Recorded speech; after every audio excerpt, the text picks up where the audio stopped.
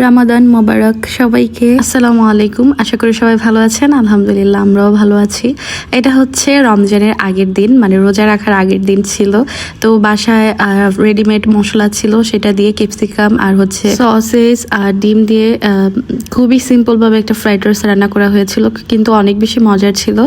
এটা হচ্ছে আমাদের প্রথম রোজার বিকেলের সময়, মানে ইফতারি রেডি করতেছিলাম। প্রথম ইফতারি আমাদের খুবই সাদামাটাভাবেই করা হয়েছিল, মানে ওইরকম কিছুই করা হয় নাই। আমাদের বাসায় ছোলা, তারপর হচ্ছে পেঁয়াজু, বেগুনি, আলুর চপ এগুলাই করা হয়, আর অনেক বেশি মজারও হয়। তো এখানে 2 রকমের ডাল ভেজানো হয়েছিল পেঁয়াজু বানানোর জন্য। 2 রকমের ডাল হলে কিন্তু অনেক বেশি ভালো হয়। রোজার মধ্যে অনেকেই অনেক কিছু রেডি করে রাখে, আমাদের বাসায় ওই রকম কিছু রেডি করে রাখা হয় না। তবে মরিচ আর হচ্ছে পেঁয়াজের বেরেস্তা এই দুটা করে রাখা হয় কয়েকদিনের জন্য, আবার শেষ হলে আবার করতে হবে। তো এখানে আমি মরিচগুলা ভালো করে ভেজে রাখছিলাম, আসলে যখন আলুর চপ বানানো হবে তখন যেন একদম ইজি হয়ে যায়। আর বেরেস্তাটাও রেডি থাকলে আলুর চপ বানানো একদম ইজি হয়ে যায়, আর খুব সহজেই বানানো যায়, তখন আর এত ঝামেলা মনে হয় না। এখানে আমি ছোলা ভুনা করে নেব, আর একটু তেল বেশি হয়ে গিয়েছে আসলে ভুনার মধ্যে, মানে ছোলা ভুনার মধ্যে তেলটা একটু বেশি দিলে মুড়ি মাখাটা নাকি মজা হয়। মা প্রতিবার দেওয়ার সময় অনেক বেশি তেল দেয়, এই কারণে আজকে আমি বেশি করে তেল দিই। মাশাআল্লাহ, ছোলা ভুনাটা এত পরিমাণ মজা হয়েছিল, আর দেখতেই পাচ্ছেন কি সুন্দর কালার হয়েছে। আমি এখানে টমেটো ইউজ করেছি, আসলে এই দিনে সব কিছুর মধ্যে টমেটোটা দিলে ভালোই লাগে। ধনিয়া পাতা আর হচ্ছে টমেটো এই দুইটা সব তরকারির মধ্যেই দেওয়া যায়, কয়েকটা তরকারি ছাড়া। তো এখানে ভালো করে কষিয়ে আমি ছোলাটা ভুনা করে নিব। কালারটা দেখেন মাশাআল্লাহ কি পরিমাণ সুন্দর হয়েছে, আমার কাছে অনেক বেশি ভালো লাগতেছিল এটা রান্না করার সময়। আর এরপরও আমি বেরেস্তা করে রাখবো। তো আমার ছোলা রেডি হয়ে গিয়েছে, এদিকে আমি বেরেস্তা করে রাখবো, অল্প পরিমাণে করে রাখবো, মানে কয়েকদিনের জন্য, তারপর শেষ হয়ে গেলে আবার করে রাখবো। প্রথমে আমি একটা ছোট কড়াইতে অল্প পরিমাণ তেল দিয়েছিলাম, বাট দেখলাম যে আরও তেল দিতে হবে। তো এরপর আরও তেল দিয়ে এটা ভালো করে মচমচে করে বেরেস্তাটা করে রাখবো। বেরেস্তা করে রাখলে কিন্তু অনেক দিন চলে যায়, কারণ এটা নষ্ট হয় না, একদম ভাজা ভাজা থাকে।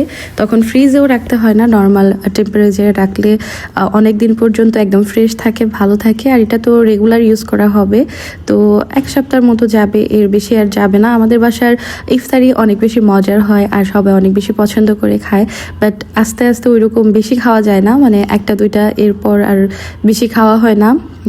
তো এখানে ভালো করে বেরেস্তা ভেজে নিচ্ছিলাম। এই বেরেস্তাটা কিন্তু শুধু খেতে অনেক বেশি মজা, কিন্তু সেদিন তো রোজা ছিলাম, এটা খাওয়ার কোনোভাবেই উপায় ছিল না, বাট অনেক ভালো লাগতেছিল ভাজতে। আর বিকেলের ওয়েদারটাও কিন্তু ভালো লাগে। আলহামদুলিল্লাহ এই বছরের রোজাটা মনে হয় এরকম ঠান্ডা পড়লে অনেক বেশি আরামের হবে। এদিকে আমাদের পেজের কেক কাউন্টার বাই তানবিয়াতে এখন ভাইরাল একটা চকলেট হচ্ছে দুবাই কুনাফা চকলেট। এই চকলেটটা অনেক বেশি ভাইরাল, এখন সব পেজেই আছে। তো আমারটা হচ্ছে স্পেশাল, আমার কাছে অনেক বেশি ভালো লাগে এটা বানাতে, আর যারা যারা অর্ডার করে তারা খেয়ে অনেক ভালো ভালো রিভিউ দেয়। তো এটা চাইলে কিন্তু আপনারা অর্ডার করতে পারবেন। আর কেক কাউন্টার বাই তানবিয়াতে কিন্তু রমজান উপলক্ষে অনেক বড় ধামাকা অফার চলতেছে। এইটার সাথে কিন্তু স্মল সাইজের যে কুনাফা চকলেটটা আছে ওইটা কিন্তু একটা একদম ফ্রি, আর যেটা কিং সাইজের কুনাফা সেটার সাথে কিন্তু স্মল সাইজের 2টা ফ্রি। আর এটা হচ্ছে রসমালাই টাপ কেক। এই টাপ কেকটাও অনেক বেশি ইয়ামি হয়, একদম প্রিমিয়াম কোয়ালিটির। এখানে যে রসমালাইটা ইউজ করা হয়েছে অনেক বেশি ইয়ামি। এই টাপ কেকটাও আপনারা চাইলে অর্ডার করতে পারবেন কেক কাউন্টার বাই তানবিয়াতে। 2টা সাইজ অ্যাভেলেবেল আছে, 500 ml আর 1000 ml। আর এটা হচ্ছে আমার সেকেন্ড কুনাফা, এটা হচ্ছে আমাদের স্মল সাইজের যে কুনাফাটা ওইটা। এটা একটা আপু 2টা অর্ডার করেছিল, মানে টাপ কেক আর হচ্ছে 2টা কুনাফা চকলেট। এই মোল্ড আউট করতে আমার এত পরিমাণ ভালো লাগে, একদম মানে পুরো অনেক বেশি ভালো লাগে। তো আপনারা চাইলে কিন্তু যে কোনো কেক বা চকলেট আপনারা কেক কাউন্টার বাই তানবিয়াতে অর্ডার করতে পারবেন। ইনসাইড ঢাকার ভিতরে 2 দিন বা 3 দিন আগে অর্ডার করবেন। আল্লাহ হাফিজ।